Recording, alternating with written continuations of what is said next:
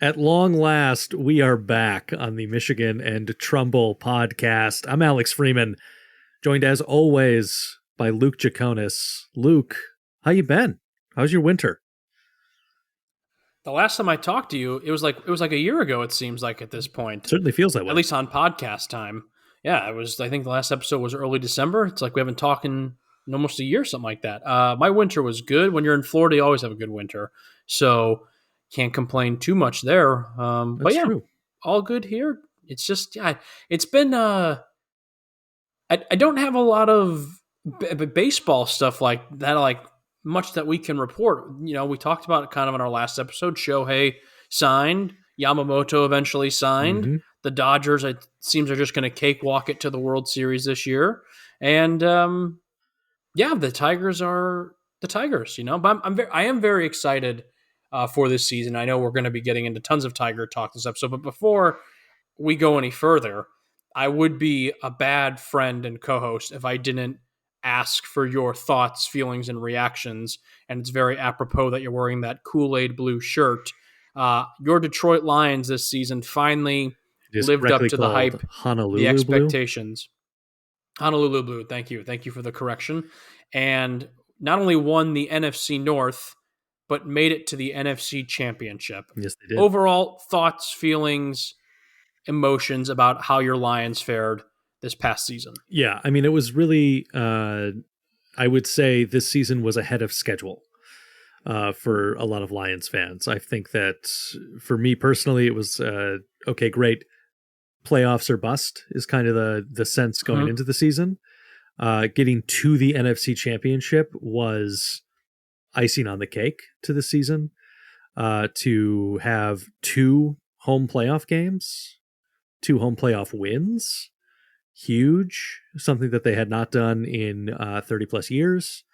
Getting to the NFC Championship game, obviously disappointed by the results, but ultimately uh, very happy with the season. And then the biggest concern coming away from that was going to be, okay, probably going to lose Ben Johnson as the offensive coordinator. That didn't happen. Are they going to have to Mm-hmm. lose some pieces? Doesn't look like they're going to have to lose some pieces. They got plenty of cap space. They got picks. So it really does feel like they have done everything right to get them to this new spot, to be able to kind of not be a flash in the pan, not be a single season success that we've seen from Lions teams in the past when we had Stafford at quarterback and Calvin Johnson. Like there would be flashes where it'd be like, oh, maybe this team could do something. No, same old Lions. This does not feel like Right. same old Lions. And they said that a lot throughout the season, that we're not the same old Lions. And I think that heading into this offseason, they have a chance to really prove that with cash available to go pick up some additional pieces, things like the secondary, shore up a few places in the line as well, so that there's a little bit more depth there. Otherwise, I think that they're in just fantastic shape, and it's exciting. It's very exciting. And I actually was reading a piece today, and we'll get into this as well, that for a lot of Lions fans who are obviously also by extension Tigers fans, it is raising the bar of hope for this Detroit Tigers season because of what the Lions have been able to accomplish and kind of where the Tigers are as an organization, being not dissimilar in a lot of ways to where the Lions were 2 or 3 seasons ago. Yeah, I think the Lions are going to win a Super Bowl. I really do. In the next 1 to 3 years, maybe even longer, multiple, that window open being longer than the past 3 years, I think the Lions are going to win a Super Bowl. I really do. I think they are one heck of a team. The one thing I was worried about with the Lions and for you going into this season was when hopes are high, it just is kind of a Detroit sports way that those hopes get Mm-hmm. absolutely murdered in cold blood. But from the jump, this Lions team was just different than any Lions team I'd seen in my lifetime. Now, obviously, you watch them a lot closer than I do, but being as we're NFC North rivals, we're seeing a lot of each other's teams throughout the years and a lot of each other's games throughout the year. So, yeah, they look great. I mean, I don't think you could ask for a better head coach in Dan Campbell. No. Yeah. I think he is the epitome of a leader, and you can tell he wears his heart and his emotions on his sleeve, but like in the best way possible. Like truly in the like he is definitely kind of a lunatic and eating kneecaps and all that stuff, but like he's a good lunatic. Yes. It works. It works. And I think that the Lions fans, city of Detroit, are sitting pretty for their football team for a good while, and it's pretty awesome. So, as a Bears fan, it sucks, but truly, I would rather the Lions do better than the Packers or the Vikings. And I've always said I kind of semi sneakily root for the Lions because I feel like I'm a extended member of the Detroit sports family. Yeah, I spend for half the sure. year rooting for the Tigers. So like I'm never actively rooting against the Lions. It was a no-brainer, when they were in the playoffs and in the NFC Championship. And yes, Tom's 49ers lost, and I'm sure we'll get to talk with him when he comes on the show in a couple weeks, but all love to Tom, but I was all Lions all the way, baby. So I mean, Well, yeah, it's we just, appreciated the support, and we'll look forward to having you next year as well after the Lions repeat as NFC North champions. And I think they're going to be good. I mean, I think keeping Ben Johnson that was pretty huge, clutch. huge. And to keep your core intact, they're not going to really lose a lot of guys. They're only going to add. I feel like. I mean, they're Yeah, sitting pretty. and They are that sitting core's pretty. young. So That is not an old core uh by any stretch of the imagination. Sam Laporta, Yeah, as someone who had him as my fantasy football tight end, can't talk enough praise for that guy. Awesome, And so they are going to be the real deal for many seasons to yeah. come, and you guys should be happy. Laporta, Gibbs, rookies, Hutchison Mm-hmm. in his second year, like And Penei Sewell in his third year. I yeah, mean, guys, just like great. Let's just keep adding, and then we're now finally in a position where we can just keep reloading, and building up. Yeah, and being a Bears fan, getting to see David Montgomery have success truly warmed my heart because I loved David Montgomery when he was with the Bears. Yeah, I wish they would have held on to him or worked with him to give him a contract that would have kept him in Chicago. But the fact of the matter is, had he even stayed in Chicago, he's not winning. no, yeah, He's not. Bears got a laundry list of issues they got to figure out. We don't even know who the quarterback's going to be next year. They've got options, which is good, but yeah, I was as a big David Montgomery fan, I was very stoked for him to see and find lots of success in Detroit and see him embraced. absolutely. Well, Luke, let's transition to baseball. Pitchers and catchers have reported. This week we get the start of spring training games. We're going to start getting the answers to some questions about what's going on. One of the things that you sent around, and I think this may be a good place to start, there's still a lot of like big names floating around that Yeah, haven't let me signed read that contracts yet. screenshot. Yeah, let me. This is as of today we're recording on the 19th, but this was a screenshot I took from yesterday, and I sent to all you guys. Free agent still unsigned, and today I believe was the first day for full squad workouts across spring training. Mm-hmm. Free agent still unsigned. Cody Bellinger, Jordan Montgomery, Blake Snell, Matt Chapman, Hyun Jin Ryu, Michael Lorenzen, Mike Clevenger, JD Martinez, Adam Duvall, Brandon Woodruff, Liam Hendricks did sign, I believe, Yeah, today that with was the it. Yeah, Boston Red Sox, if I'm sign not did happen mistaken. today. Yep. I think it was a 2-year deal, I want to say. Yep. 2 year, 10 Tim million, I think. Anderson, Tommy Pham. Yeah, 210, yep. And then many, many more. Less than 40 days until opening day.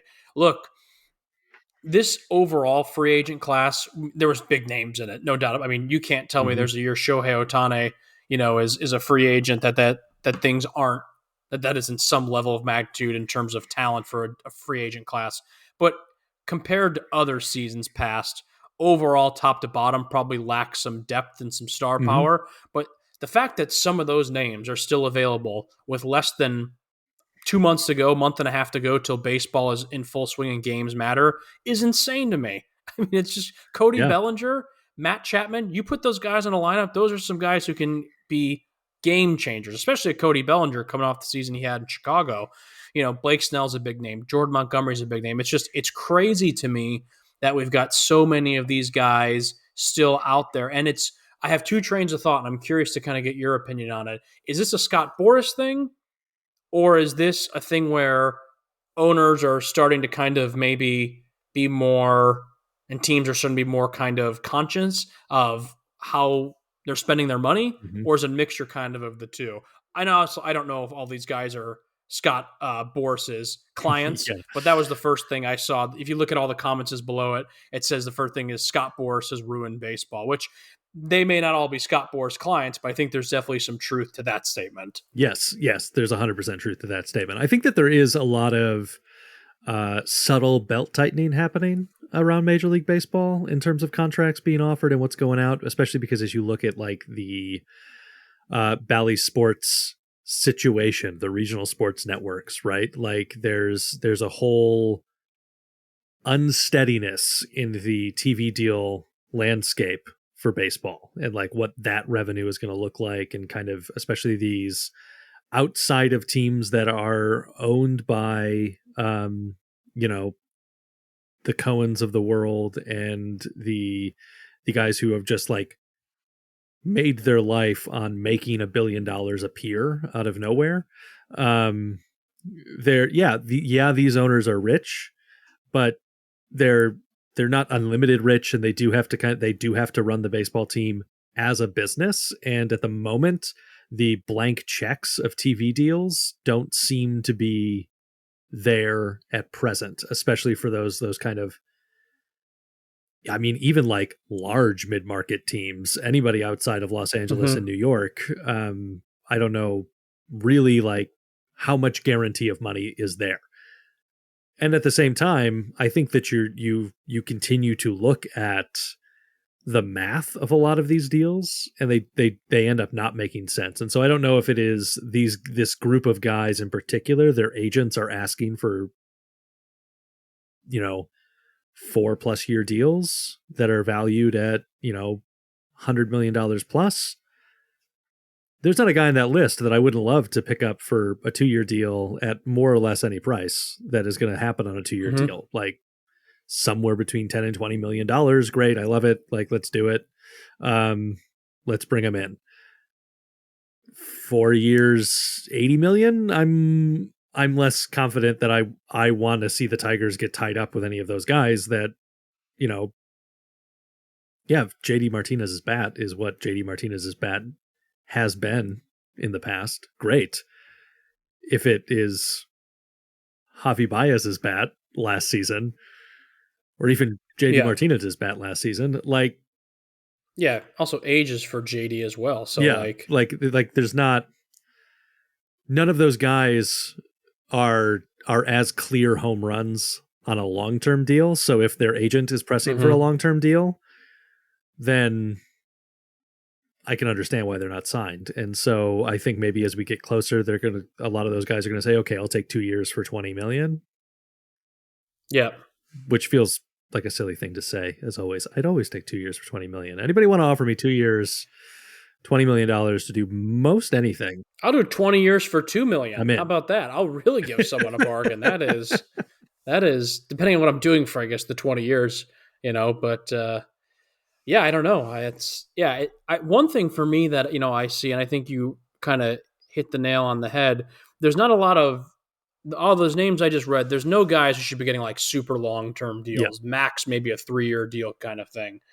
One guy that was on that list up until recently that I really was hoping the Tigers would maybe do a sneaky under the radar move to get was going to be uh, Jorge Soler, and the Giants ended up kind of pulling the trigger and doing that, and I was very jealous. I was hoping the Tigers would maybe go after him, but alas, it did not happen. So I thought he would have fit really well into the Tigers lineup. I just thought just to add some pop in that lineup that it's been desperately kind of needing for years, and you start having a guy like Kerry Carpenter, Riley Mm-hmm. Green, Torque, you had a guy like Soler. I thought that would have been pretty sick. But then the question is, where does he play? Where does he fit? You don't want to take at bats away from Kerry Carpenter. You don't want to take away at bats from guys in the outfield. So yeah, I don't know. That was someone there was something in like instinctually, I was like, Jorge Soler in a Tigers uniform. Yeah. That could be pretty cool. But it's all for naught now. He plays on the West Coast at one of the most beautiful stadiums in baseball. So good for him. So Luke, I mean, out of that list of guys remaining, like who's your dream pickup for the Tigers coming into spring training, or I guess not even coming You know, I, into in the middle of spring training? yeah. Who's going to join us in the middle of a game on a random Thursday? Um, I think the Tigers have done a really nice job, and I know we'll get into this in a little bit. I think they've got a ton of pitching depth, which I Hmm. know you can never have too many pitchers, because these last few seasons with injuries to our starting pitchers and just pitching staff in general is living proof of that. But I would love to see another bat. So probably Cody Bellinger would be the easy one, because I think he's the Hmm. best player left out of everyone I just named. Matt Chapman is interesting to me, though, because the Tigers don't have a third baseman right now. And I understand we're going to do the platoon with Matt Vierling and Andy Ibanez and Zach McKinstry. And I understand that's just kind of a placeholder until Jace Young is ready to come up and claim his throne at third base. But I don't know, Matt Chapman on a 1 year deal, 1 year, 20, 25 million. Would that be the worst thing in the world? I don't know. Yeah, Yeah, I don't, I Chapman is the don't, name that I would have said that's off of mine. that list. Is Yeah. definitely we don't have a solid option at third base. We don't have an Uh-huh. everyday option, is what I should say, at third base. Yeah. And why not? Why not a proven veteran, solid option at third base, um, sitting right there? Yeah. 1 year with an option for two, maybe a 2 year with an option for three. Either of those kind of Yeah. makes sense to me. So maybe he's asking for too much, and that's why it hasn't happened. Yeah, I agree. To me, it's like you don't have a third baseman. There's a pretty decent third baseman. I know, his last stint with what was the Blue Jays wasn't his Hmm. most recent season wasn't all that it was cracked up to be, but he's still a solid third baseman. I would take him. I'd take a flyer on him, and if he stinks, you dump him at the end of the year. And if he's really good, you can either, have an option to bring him back, or you can always just try to deal him at the deadline if you're not playing good baseball. So I don't know. I think that's going to happen? Absolutely not. I think the Tigers are pretty much done making moves. Justin Henry Malloy, this time last year we were probably like maybe a future third baseman potential, but apparently his defense is just so putrid that he's now no longer even working at third base anymore. He's Hmm. strictly being converted into an outfielder. I mean, they're pretty much lining up for it to be the Jace Young show at third base. How long that it takes for that show to begin, time will tell. He's not making the team out of camp, because by all indications, it appears that that'll be Colt Keith being the rookie to be the starting second baseman heading into the season. I mean, he just got, when talk about deals, 6 years, 22 million. He's never even seen a major league pitch before in his life. Yeah, So it's a good day to be Colt Keith. I think, he's definitely going to be the second baseman of the future. And they're definitely going to, I feel like it's his job to lose in spring training.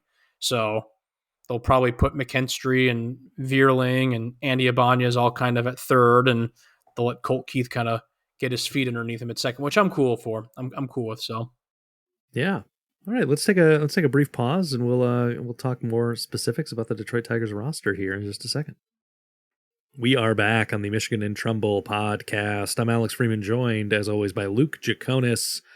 Luke, we started getting into it a little bit, but let's chat about the current Detroit Tigers roster, shall we? yeah, let's do it. Couple of just a few injury type updates for folks as we kind of get rolling here. Riley Green currently listed as day to day. Expected to be ready to play at the beginning of the Grapefruit League schedule. Like, no real concerns with Riley Green. Just currently, still working some injury stuff out.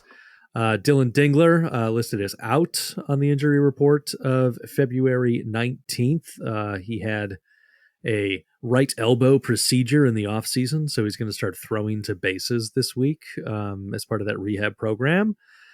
Brandon White currently out, dealing with right elbow discomfort.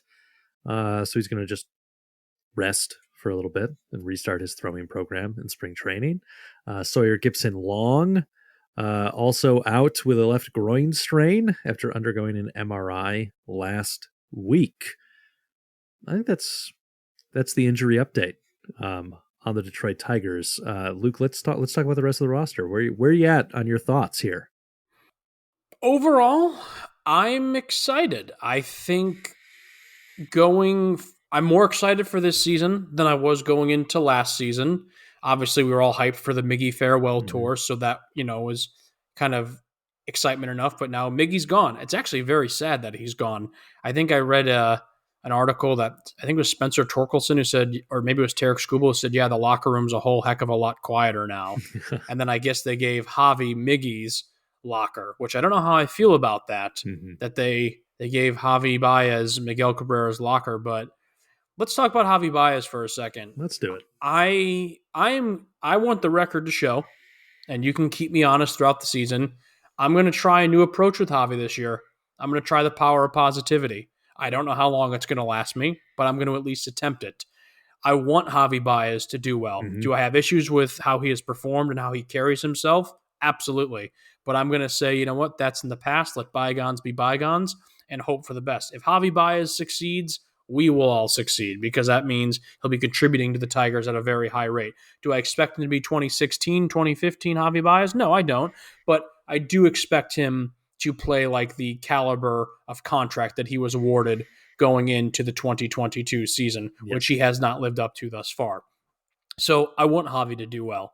I think Javi is now also in a great position to truly become one of the leaders. This team Mm-hmm. is desperately now looking for a new leader now that Miguel Cabrera has retired. And while I do think it's going to be more like a Spencer Torkelson or a Riley Green or a Tarek Skubal, a veteran leader like Javi Baez definitely wouldn't hurt the equation. So I want Javi to succeed because we'll succeed. Apparently, they're saying he had a different workout program this entire offseason. He was checking in a lot more with Tigers coaches and trainers and blah, blah, blah. Some are saying he's in the best shape of his life, Alex. Some are saying it. It's not me, but some are saying it. Some are saying. So Some are saying. some are saying.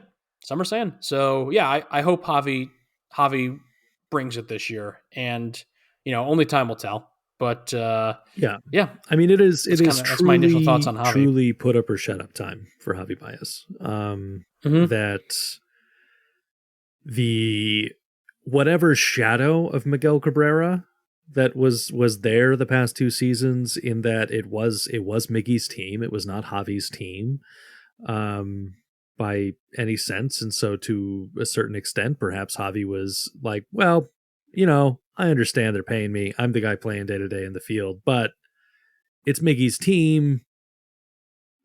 The pressure to step up and lead the organization was not there. And now you're right. There is not an established veteran leader of this team. And of the kind of options, Javi's the guy who's like the longest tenured MLB player who has played at a high level. It's your time, Javi, to step up and say, this is why I am paid the amount of money that I'm paid. This is the guy you brought me in to be. And Javi, you don't have to stop playing with the chip on your shoulder. I like when you play with the chip on your shoulder. It's fun. It's exciting to watch if you're backing it up. Otherwise, you just kind of look like an asshole. And that's annoying for all of us. Yeah. I saw something on Tigers Twitter that they were saying fans should all rally around Javi, kind of like the Phillies did for Trey Turner on opening day. Everyone who's there, who's braving the Michigan winter, should give Javi a standing ovation at his first bat of the season, kind of being like, all right, we're with you this year, man. Let's roll. And then he'll strike out on a ball that's 15 feet off the plate, and he'll get booed, and then there will go the power of positivity, just like that. So that's the thing I got. No, I want him to do that's well. the thing I want to see. As long as I don't actually even care if Javi's striking out. I care if Javi's striking out on a ball that bounced. Mm-hmm. If he's missing a ball at the corner that he like what are you gonna you have to swing at it? I'm fine. That's fine. Javi striking out on a ball that's almost in the visitor's dugout is a image I don't need to see in my brain any longer. And I'm hoping this season, we'll right those wrongs of the past, and he'll step up. Will he? I don't know. I shouldn't hold my breath. I'm not trying to bank on I don't know, how old is Javi at this point? Like early 30s or whatever, who's just been 31 years of age. 31, yeah. Listed at 6 foot 0 inches tall, 190 pounds. From Puerto Rico, Javier Baez. Went to Puerto Rico this past winter. So hey, you know what? If Javi has a great season, I guess it means I just got to take trips to Puerto Rico once a year and kind of keep that streak alive. I So feel like your significant other would be okay with that, Luke. 100%, absolutely, she would. Yeah. What do you think about just kind of overall move? So the last time we did an episode, it was actually very funny. The last time we did an episode, I think it was either later that night when we got done recording or the next morning, they signed Jack Flaherty. And then it was shortly after they brought in Shelby Miller, and then shortly after Andrew Chafin. So realistically, let's just look at it from a transactions that the Tigers made this offseason. They only went really out and brought in one bat, and that was the Mark Canna trade at the very beginning of the offseason, which I Yep. really liked that move. The rest of it was all pitching. You got Kenta Maeda, Jack Flaherty, they're going to be in the rotation. Shelby Miller, Andrew Chafin, they're going to hold it down in the bullpen. So they definitely leaned more into the pitching side of things this offseason than they did hitting. They did some hitting things offensively, but I don't know. I do think, had you asked me when we recorded in December, are the Tigers done making moves on offense? I would have said no. Now you can make an argument, though they didn't. They signed Cole Keith to the 6-year, $22 million deal, but he's never seen a game in the majors before, so it's hard to kind of put stock into that, although we think he's going to be a stud. So I guess overall, like, what are your thoughts on how, I guess, Scott Harris handled his offseason? Overall, if I had to give him a B, or if I had to give him a grade, I think I would give him a B. That's You really, where I'm at right now. you I'd really give him a B. gave away the lead there at the. I did. I did. I No, buried the lead. Buried the lead. I would say I give him a B, and that's my grade. Yeah, that's my grade. That's my grade. Thank you. I I don't disagree with you. I kind of like as I was kind of looking over this roster in preparation, like given all of the Tigers were never going to pay, even if Shohei was willing to come to Detroit, they were never going to pay Shohei money. Right. Like they were never in those sweepstakes. Given that, I think it's been a great offseason. I think the roster remains very young. Which is great for the future and for the concept of building to win for a long time as opposed to building to win right now. And it's a great time to be that way in the American League Central because it's a putrid division still. We've collected some of the last remaining good pieces of other teams onto this roster, and so I think that like a B plus, an A minus. An A minus. That's a little too high. B plus is I mean, I guess the thing that I would ask is like what else? Who do you want him to go get? Jorge Soler. Yeah. Like he didn't get one guy, and so he gets knocked down. That's a whole letter grade. Not a B plus. B to B plus is good. Hey man, I would have killed for B's and B pluses when I was in high school. That would have been No, I think we talked about it on the episode we did back in December, and I think my thoughts still ring true. And you kind of said it perfectly. My issue with what Scott Harris did in his first offseason was that he had the potential to go out and make kind of these small little moves that he made this offseason, and he neglected not to do so. So that's why I was so frustrated with him last offseason. This offseason, he made those little moves. So I'm cool with it. I love the pitching moves. He went out and made Kenta Maeda, good veteran presence, Jack Flaherty, good veteran presence, and I'm great. I'm great with those guys joining the rotation. I don't need them to be their former selves, when they were really in their heyday and really, out there being legitimate stud pitchers. We just need them to not go out there every fifth day and give up 6 runs a game. Like we just need competent starting pitching. And I think those guys will hopefully be competent starting pitchers who just kind of keep the line moving. I really like him going back out and bringing Andrew Chafin back to Detroit. Solid move. Shelby Miller, solid move. I don't really have anything too nitpicky. I just would have liked to seen maybe one more offensive move, but it's pretty clear he's betting on the young guys, which I'm not upset about that. It's just pretty evident that that's the move. They're really they don't want to clog people up, and I guess that's fair. And kind of going back to what we said at the beginning of the episode, this wasn't a historically phenomenal free agent class. You Mm-hmm. had obviously your big names, but across the board, probably not as good as seasons past. So I get it.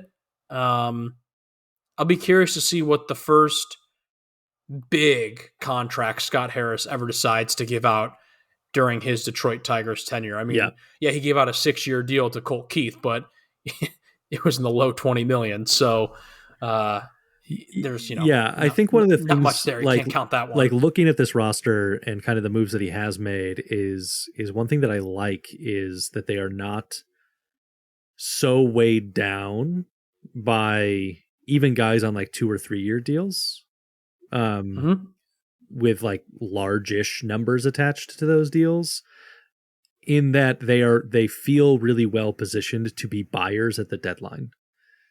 Um, if they do find this core gelling in the way that it felt like it was starting to gel at the end of last season, um, if that core is gelling and they are in that position, if they are able to, for the first time in who knows how long, not get off to an awful start in the month of April, and so we arrive at the deadline competing for the Central, which we should, like that to me, and I guess we'll get to this in a second here, like that to me is like kind of like the baseline expectation for this season for me.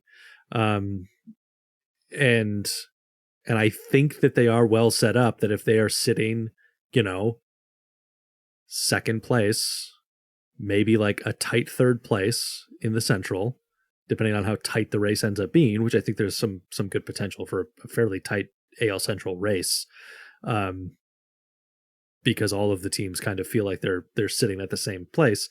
They then are set up to, with some young guys that are talented under club control, they can then move some pieces that way. There's some good stuff in the farm system that they could move, that they could put together to be some buyers at the deadline, and bring in guys where they can eat a larger contract number for that guy because there's space to do so, um, while giving the core time to develop and gel, without kind of like taking away at bats from some of those guys because you've got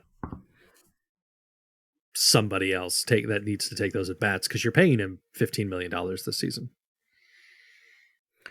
I think one thing that you just said, and it should be their number one game plan and their number two game plan for the year. Number one game plan, finish the month of April not eliminated from playoff contention. It is more than time. Love AJ Hinch. One of the best things Scott Harris, I think, did this offseason, extending AJ Hinch. He's Mm-hmm. going to be with the Detroit Tigers for many years to come, which I think is great. But man, these abysmal April starts gotta stop. They gotta stop. And I think last April, I want to say they went 10-17, which still isn't good. But I mean, it's the best Yeah. they finished in his 3 years as the manager, which isn't saying much. They've got to find a way to not absolutely bury themselves by the time Mother's Day is already rolled around Yep. on the calendar. Or like, oh shit, all right, we're already 11 games under. Let's figure this out. They gotta find a way. And if you look at their schedule, if I'm not mistaken, I was looking at it the other day. They've got a pretty enticing month of April. I mean, not to do a full schedule breakdown, but just real quick, April start actually late March. They're on the road in Chicago, on the road in New York against the Mets. Then it's Oakland, Pittsburgh, Minnesota, Texas, the reigning World Series champions, Minnesota on the road, Tampa on the road, KC at home, St. Louis at home. I mean, it's not terrible. No. That's not a brutal schedule by any stretch of the imagination. Yeah, Texas is going to be good. Who knows with teams like the Mets and the Cardinals this year? They were so bad last year, but just at the flick of a switch, they could be back in, Mm-hmm. pretty good until the Mets it up. Rays are always scrappy, but I mean, Pittsburgh, Oakland, Minnesota is just, man. I mean, you got to keep in mind, last year the Tigers, I don't want to say manhandled, but undoubtedly took care of business in the AL Central. I Yeah. mean, they had a winning record against all AL Central teams, and they won all of their season series against all of their AL Central rivals, which is awesome. That hasn't happened. I think last time it was like 2015 or 2016, something. I don't remember the exact year off the top of my head, but Yeah, I mean that's great. That's improvement, but they just got to find a way to not start in the basement in the month of April. And then obviously, I think their second goal should be winning the AL Central. Yeah. Um, it's not a good division. It's the worst division in baseball, in my opinion. I think 84 wins could easily get you a first place finish. And it's hilarious to me, and we could talk about this now if you want, but I'm looking at the Pacoda projections for next year. It's amazing to me how just Pacoda, and I've seen a lot of other outlets too, they're just shitting on the Tigers. And Hmm. maybe it's because we're fanboys and, we take it a little bit more personal, but I'm not thinking I was crazy. I'll call this team out when they suck. You know me. But they had a good second half of baseball. Yeah, it Yeah. wasn't perfect. There was ebbs and flows, but especially how they finished in the month of September, pretty darn good. And I'm not saying that automatically equates to you're going to just be great the next season, but you know, it's just I'm surprised. I'm surprised. But then I think back to how abysmal they've been since 2016, and it's kind of like, well, I Hmm. can't blame these people for not having faith in the Tigers because there's times even I don't even have faith in this team, and I'm a Yeah. fan. Well, I mean, I think, and So, you look like statistically at a lot of the guys because they're weighed down by, you know, 2 3 years of bad baseball in Detroit, that like that is not their averages, and their WAR numbers are not pulled up by the last 2 months of last season. Where I mhm. think if you probably ran the Pagoda projections, and I'm not a good enough statistician to do this, if you ran the formula with just the numbers from the last 2 months of the season, I think you would see a Detroit Tigers team that is, significantly better than what it is currently projecting out to be, based on the stats of a lot of these guys in the last 2 months of the season versus their career stats. And I think that should bear out. I mean, I think that we'll see it bear fruit, and I think that we'll see a lot of these guys on the upswing, continuing on the upswing, hopefully. And hopefully, again, I mean, I think a lot of it's going to, weirdly, I think a lot of it's going to come down to how we see Javi taking swings in spring training. Like, did he actually make the improvements? That's going to be kind of the canary in the coal mine for me, is how is Javi swinging in spring training? Yeah, I think for me it comes back down to offense. Personally, I think the pitching is going to be there. I think the pitching has been there. Chris Fetter is a wizard. I think the 1-2 combo of AJ Hinch as manager and Chris Fetter as your pitching coach has just been phenomenal, which is awesome. But I mean, I'm looking at the Pagoda projection. I hate to go back to it, but they've got right now the Tigers at a 3.2% chance to win the division, a 2.5% chance to win a wild card spot, and an overall 5.7% chance to make the playoffs. Like, to me, that seems shockingly low Mm-hmm. based off how this team played in the second half last year. I'm not saying they need to be number one, but to be, let's call a spade a spade. If you're not winning the division, you're not going to the playoffs. There's no way they're going to compete Yeah. with all these different wild card teams from the AL East, the AL West. I mean, the AL East, once again, you could potentially see, three teams make it, four teams make it. I mean, that's how good they are. I If mean, they took the best it's teams in just baseball, they loaded would with just talent. take the American League East Right. into the playoffs. Right. So, Yeah. So I'm just really surprised at how little street cred the Tigers are getting. And it's not just Pacoda. I've been seeing it a lot. I think Fangraphs has only had them mhm. projected to win, I think, like 80 games on the season, something like that, which would be an improvement based upon last year. But I don't know. I feel like this team is going to be better, and I'm getting a lot of uh, and I hate to say this because they were a pretty good team that just kind of failed late, but I kind of get a 2009 Detroit Tigers vibe from this current team in some ways, where they're a decent team on paper, and it's just kind of a matter of, are they going to put it all together? Because I think this is a okay baseball team. This isn't a dog shit baseball team by any stretch of the Yeah. imagination. Just a matter of will they put it together, and maybe not a 2009 Tigers team, maybe a 2010 Tigers team. That was a year where they're just kind of, I think they finished like right at 500, 81 and 81, and they just were just kind of there, but they were always in the conversation. And I kind of get that vibe with this team. We are not at the heyday of the 2011 to 2014 Detroit Tigers by any means yet, but I feel like we're definitely not in 2003 Tiger mode Would anymore, agree. or 2019 Tiger Yep. mode for you who have been tuning in more recently. So I don't know. Maybe it's the fanboy in me. Maybe it's spring training always kind of brings out the eternal optimist in me. But I just feel like these Pacoda projections in particular. I mean, the Twins are projected to win the division at almost 89 games. Cleveland ahead of the Tigers at 83.4. The Royals are only has behind about 4 games between the Tigers. And I just feel like I looked at all these transactions that these teams did throughout the offseason. While the Tigers weren't, blockbuster move after blockbuster move, I like the moves for the most part. Mhm. Kansas City, I know, went out and spent a ton of money this season, but I mean, they were so bad last year. Yeah. I just have a hard time seeing them just automatically just being a completely different ball club. I could be wrong, though. But in particular, with Minnesota and Cleveland, there's not many moves that they made that I'm like, wow, that's a good, Yeah. like, they went out and got that guy. They made that trade. Holy cow.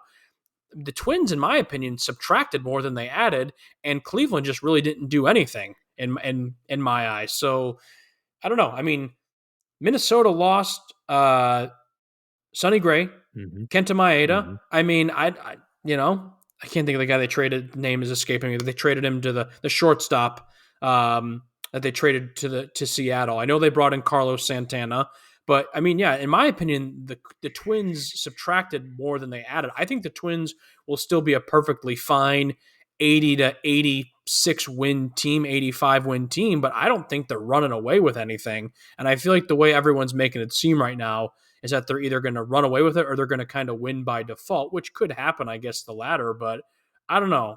I guess I'll just say don't sleep on the Tigers this year. I really don't think it's out of the realm of possibilities. This division is not very good. And I mean, they finished with 78 wins last year. And I'm not saying that that's good because it's not, but I mean, I don't know. Don't count out the Tigers. Yeah. I agree completely.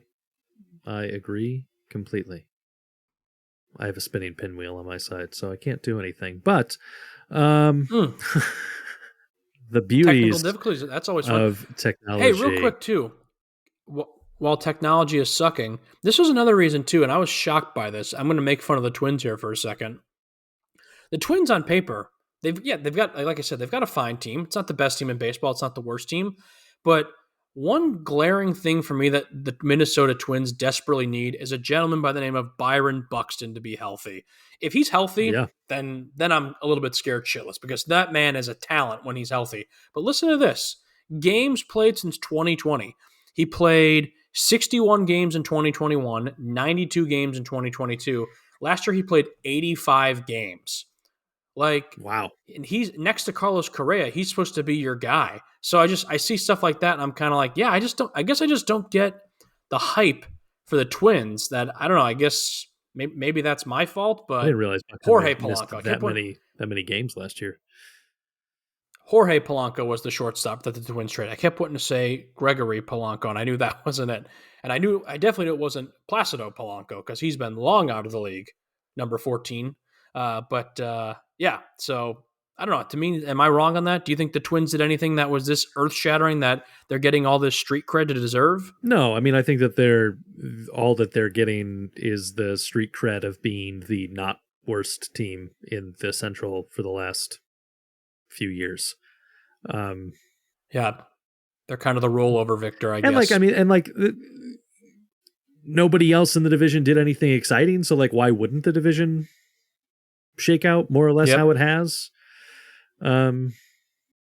I guess is the thinking there, and I can't necessarily disagree with that. We just have a stronger opinion of this young core, and we were actually paying attention to the Tigers in the last 2 months of the season, unlike many other folks who were only Yep. tuning in to watch the farewell to Miggy and not paying any attention to the rest of the baseball happening around that occasion. As long as they lock Joey Wentz out of the clubhouse so the man can't find his way to the pitcher's mound, this team might not be half bad. I Might hear not be it. half I bad. hear it. Any closing thoughts here, Luke? Real quick, I wanted to read this to you, then we can get the hell out of here. I thought this was an interesting article. 67 former Tigers competing for spots on 23 teams this spring. How many do you remember? I'm just going to rattle through these real Wow. quick for some big names. A lot for the Baltimore Orioles. James McCann and 2 very recent Tigers, RIP Nick Maton and Tyler Nevin. The Nick Maton experience is officially over in Detroit. When I look back on it, I remember him hitting a couple of big home runs in April and May. I believe one walk off or two, Mm-hmm. if I'm not mistaken. He had a big home run in Milwaukee, but other than that, just a abysmal time as a Detroit Tiger, and definitely that we got Matt Vierling out of that trade. I Good. guess you got It to look worked at out it that great. way. It worked out great. Yeah, I like Matty V, and it might very well be the starting third baseman opening day. So God be with us. And Tyler Nevin, who cares? Let's see any other names on here. Tampa Bay Rays, former Tiger as well, who got hurt last season, but Tyler Alexander Nope. is competing for a spot. It says with the Tampa Bay Rays. I like how this article has Isak Paredes listed as if he isn't I don't for think he's sure. competing for a He's like, spot this year. I don't think he is I either. think he's I think got on one the locked up. For the MLB Network, I'm pretty sure they just ranked him as a top 100 player. So I just thought that was funny. But there's a couple more like that. Let me see here. Who else do we got? The Rays have a good here? roster, but they don't have a Isak Paredes is competing for a spot type good roster. Yeah, I would take Isak Paredes back if they want to trade him back to us. That'd be nice. Twins got Willie Castro, who was with them last year. Nico Goodrum, my former best friend, Nico is with. It looks like he's competing in spring training for a spot on the roster. This is another funny one. Justin Verlander, he's competing for a spot with the Houston Astros. You know, Justin Verlander is just an inconsistent guy who really needs to finally prove himself. It's time to shit or get off the pot, Justin. Are you going to be a Hall of Fame pitcher or not? I mean, let's get it together, dude. Make your call. Yeah, Dixon Machado, another Tiger great from the 2018 season. Shoot. Jose Cisnero, former Tiger who was recently with us last season, is now with the Angels. Daz Cameron, trying out for the Oakland Athletics. Tom Souls, you should consider yourself very lucky. Nick Solak, kind of inherited friend of the pod who has no clue who we are. Friend with of the pod. Seattle Mariners. Nick Solak. Be a Mariner, Nick. I believe in you.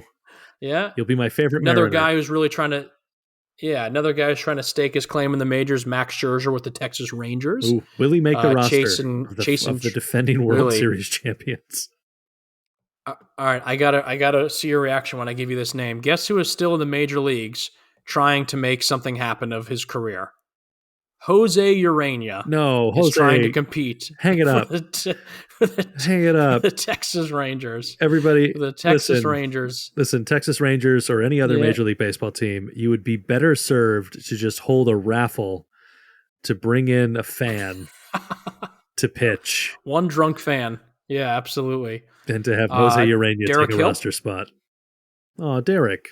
Derek Hill, the speedster. Yeah, I like Derek. I always felt like he kind of had a very unfortunate, just kind of whatever tenure with the Tigers. Didn't really get much of a shot, but is what it is. Zach Short is with the Mets. Jose Iglesias, Trace Thompson with the Mets. Obviously, a lot of guys who were there last year, except now an addition of Spencer Turnbull with the Phillies. You got Gregory Soto, Spencer Turnbull, Cody Clemens, Castellanos. Jamer, we talked about in the last episode, got a nice little deal from the Phillies Cincinnati just Reds. building a roster out of former Tigers? Is that pretty much their move? Yeah, pretty much. Don't be surprised. Yeah, don't be surprised if one day you see like Jake Rogers catching for him. Who knows? Jake Rogers catching Just Jose kidding, Urania in Philadelphia. Dude, I love Jake Rogers. I hope he too. just I'm so happy. I'm so happy he's gonna he's the starting catcher. I love it. I hope it works out for him. If it doesn't, I'm still gonna love the guy. But yeah, that was pretty much it. There was a couple interesting ones on there. I liked the Daz Cameron to the Oakland A's. Oh, Captain Celery, he's with the Diamondbacks now. Okay. Tucker Barnhart, so good for him. And this is a name who I honestly thought had not pitched in years. Ryan Carpenter. I truly thought he was out of the league. See his name still floating around gives me a lot of PTSD. That was a surprising name that you just said. There you have it. Yeah, that's Daz Cameron with the A's, Derek Hill with the Rangers. Yeah, you got Nick Maton, Tyler Nevin. So some fairly familiar faces still trying to earn their keep in the bigs, and let's see if they can get done this spring training. It'll be great. And as it goes, folks, we will be a little bit sporadic still as spring training gets going, but we'll be with you throughout the entire 2024 Major League Baseball season, for better or worse, for rain or shine. We'll be pushing through, hopefully reporting on some big deals at the trade deadline because the Tigers are buyers. That's the hope. That's the hope, folks. That's power of positivity. It's going to be great. Luke, we'll talk soon, bud. See you soon.